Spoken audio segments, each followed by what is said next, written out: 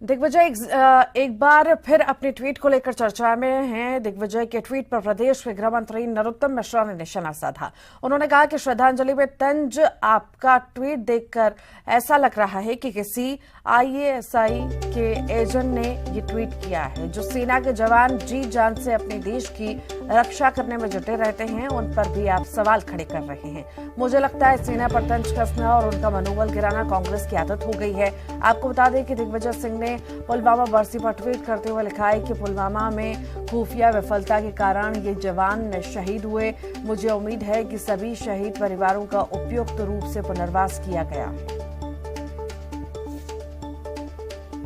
दिल्ली में भी तंज दिग्विजय सिंह ट्वीट देख के ऐसा लग रहा है जैसे आईएसआई की किसी ने ट्वीट किया। भारत माता की प्राणपण से सेवा कर अपने प्राणों के बलिदान देने वालों पर भी आप तंज कसने से नहीं चूकते। मुझे लगता है कांग्रेस की आदत ही हो गई है सेना के ऊपर इस तरह के बयान देना और उनके मनोबल को तोड़ना।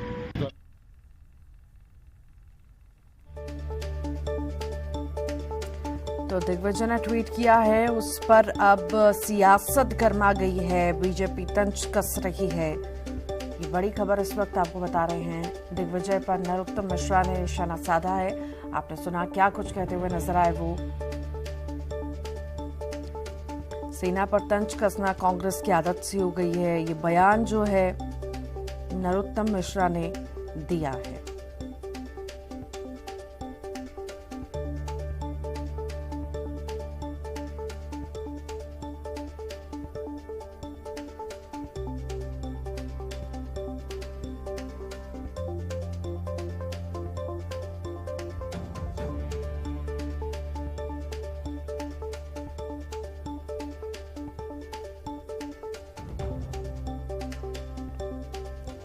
तो सियासत गर्मा गई है। दिग्विजय सिंह ने ट्वीट किया है, उस पर अब कहीं ना कहीं बयानबाजी का दौर शुरू हो चुका है। नरोत्तम मिश्रा ने निशाना साधा है। ट्वीट देखकर ऐसा लग रहा है जैसे आईएसआई के एजेंट ने ये ट्वीट किया हो। सेना पर तंज कसना कांग्रेस की आदत सी हो गई है। इन नरोत्तम मिश्रा ने बयान दिया, सेना का मनोबल गिराना कांग्रेस की आदत हो गई है। दिग्विजय ने पुलवामा बरसी पर ट्वीट किया और उस पर अब जो है सियासत गर्मा गई है।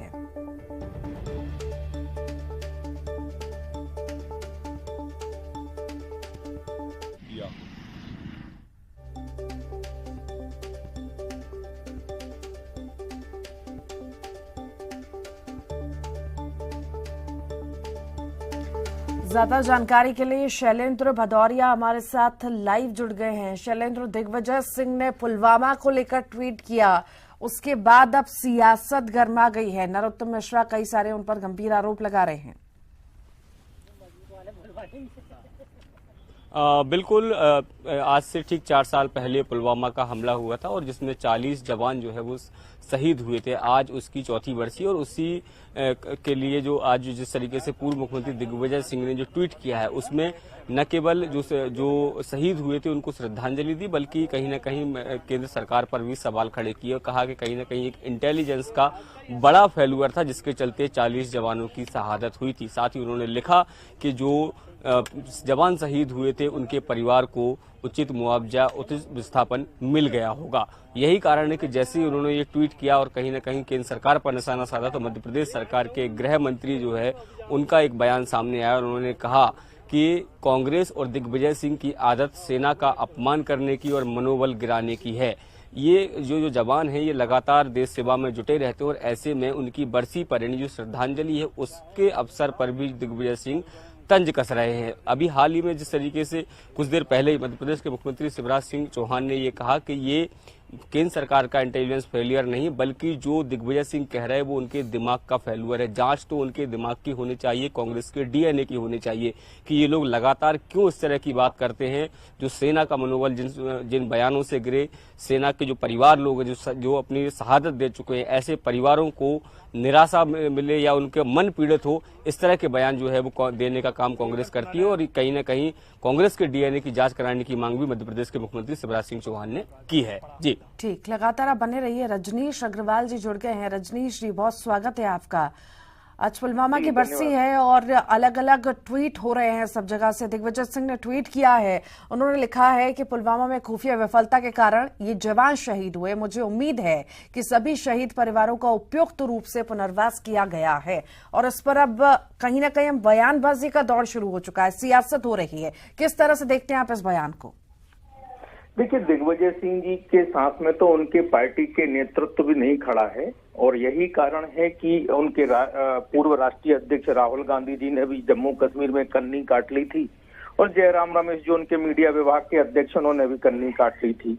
दिग्विजय सिंह जी सेना का अपमान करते हैं और कांग्रेस ने इन्हें खुला छोड़ रखा है कि भले ही वो उनसे सहमत ना हो, लेकिन वो इस प्रकार की बयानबाजी करने वाले दिग्विजय सिंह जी को संरक्षण देते हैं, पद देते हैं, प्रतिष्ठा देते हैं और सेना को लगातार संदिग्ध बनाने का काम, सेना को अपमानित करने का काम, सेना को आरोपित करने का काम करते हैं। सेना की इंटेलिजेंस पर सवाल खड़ा करने वाले सेना के सम्मान पर सवाल खड़ा करते हैं, सेना के शौर्य पर सवाल, सेना के साहस पर सवाल खड़ा करते हैं। और जिस प्रकार से ये पाकिस्तान के पक्ष में जाकर खड़े हो जाते हैं, दुश्मन देश के साथ सामने खड़े हो जाते हैं, ये किसी से छिपा हुआ नहीं है। कांग्रेस की ये आदत बन चुकी है और कांग्रेस के बिहाफ पर इस प्रकार की बातें ये लगातार करते रहते हैं। सेना को संदिग्ध बनाकर ये भारत के समाज का अपमान कर रहे हैं, सेना का अपमान कर रहे हैं, क्योंकि भारत का समाज अगर सुरक्षित है, अगर भारत का समाज लगातार प्रगति कर रहा है तो उसमें सेना की बड़ी भूमिका है, क्योंकि वो सीमा पर लड़ती है। आप उसी की इंटेलिजेंस पर सवाल खड़ा कर देते हैं, आप उसी के शौर्य पर सवाल खड़ा कर देते हैं, सर्जिकल स्ट्राइक पर सवाल खड़ा कर देते हैं, एयर स्ट्राइक पर सवाल खड़ा कर देते हैं, जैसे मानो आप भारत के नागरिक ना होकर पाकिस्तान के नागरिक हों। आपकी सोच क्या है, समझ क्या है, इस देश के बारे में आप जिस प्रकार के सवाल खड़ा करते हैं, कुल मिलाकर दुश्मन देशों को आप सहयोग करने का काम करते हैं और ये वहां की सुर्खियां बनती हैं पाकिस्तान की समाचार पत्रों की। हमने देखा है कि किस प्रकार से उन्होंने जब यूएन में डोजियर पेश किया था पाकिस्तान ने, उसमें इस प्रकार के नेताओं के बयान, श्रीमान दिग्विजय सिंह जी जैसे वीडियो क्लिप और उनके बयान उसमें शामिल थे जो डोजियर यूएन में पेश किया गया था पाकिस्तान के द्वारा। तो ये पाकिस्तान का हथियार बनने का काम करते हैं, जो हथियार भारत के खिलाफ में उपयोग पाकिस्तान करता है। तो ये सोच, ये समझ कांग्रेस की जनता भी देख रही है, जनता भी समझ रही है और जनता इसीलिए इनको माफ करने वाली नहीं है। और केवल कन्नी काटने से नहीं चलेगा। राहुल गांधी जी या खड़गे जी या जयराम रमेश जी दिग्विजय सिंह जी के बयान से कन्नी काट लें और व्यक्तिगत बयान बताकर पल्ला झाड़ लें, इससे काम नहीं चलेगा। आपने इनको पद प्रतिष्ठा दे रखी है, कांग्रेस के राज्यसभा सांसद हैं और वे इस प्रकार की लगातार बात करते हैं सेना के विरोध में, सेना के सम्मान का लगातार खिलवाड़ उड़ाने का काम करते हैं, तो बख्शा जाने वाला मामला नहीं है। जी, कांग्रेस से संगीता शर्मा जी जुड़ गई हैं। संगीता जी, बहुत स्वागत है आपका न्यूज 18 में। दिग्विजय सिंह ने जो ट्वीट किया है वो तो आपने देख ही लिया होगा। इस पर नरोत्तम मिश्रा साफ तौर से कह रहे हैं कि ऐसा कैसा ट्वीट किया है, मनोबल गिराने का काम किया जा रहा है और ऐसा ट्वीट किया है, लगता है कोई आईएसआई का एजेंट है जो ऐसा ट्वीट कर रहा है। देखिए, भारतीय जनता पार्टी के नेता यदि सेना के हित में भी बोला जाए तो उसे सेना के खिलाफ बताया जाता है। ये इनका दुष्प्रचार का तरीका है, चाहे डॉक्टर नरोत्तम मिश्रा हो, चाहे शिवराज सिंह चौहान जी हो।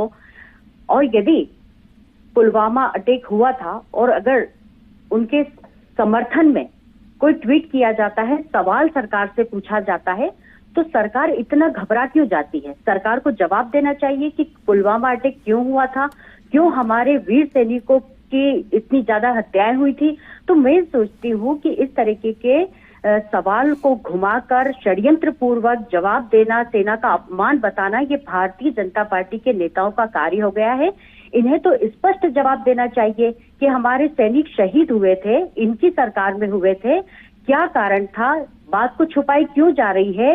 ये तो देश के सैनिकों के सम्मान की बात की जा रही है और देश के सैनिकों का सम्मान हम इसलिए भी करते हैं कि उनका परिवार न्याय चाहता है, उन्हें सच्चाई पता चलना चाहिए सैनिकों के परिवार को। तो हम तो सैनिकों को हित की बात करते हैं। भारतीय जनता पार्टी इसे घुमा फिरा कर और बताना चाहती है कि ये सैनिकों का अपमान है, परंतु सैनिकों का सम्मान कांग्रेस पार्टी ने शुरू से किया है। जितना सम्मान कांग्रेस पार्टी ने दिया उतना भारतीय जनता पार्टी की सरकार ने कभी नहीं दिया है। उन्हें अग्निवीर बनाकर 4 साल के लिए कर दिया गया है। ये सबसे बड़ा उनके साथ धोखा छल कपट किया गया है सैनिकों के साथ। तो जब से भारतीय जनता पार्टी की सरकार देश में आई है, मध्य प्रदेश में आई है, सैनिकों का सम्मान कभी नहीं किया गया है और उनके साथ षड्यंत्र पूर्वक कांग्रेस को निशाना बनाने का कार्य किया जाता है। मैं डॉक्टर नरोत्तम मिश्रा जी जो गृह मंत्री हैं उनसे पूछना चाहती हूँ कि उन्हीं के पार्टी के नेता सूदखोरी कर रहे हैं, हत्याएं कर रहे हैं, लगातार अपराध बढ़ रहे हैं, उस पर जवाब क्यों नहीं देते हैं और सैनिकों पर आकर। ठीक, बहुत बहुत शुक्रिया संगीता जी। रजनीश जी आपका लगातार हमारे साथ, शैलेंद्र भी जुड़े हुए थे। शैलेंद्र आपका भी बहुत बहुत शुक्रिया। इसी के साथ ही फिलहाल के लिए इतना ही।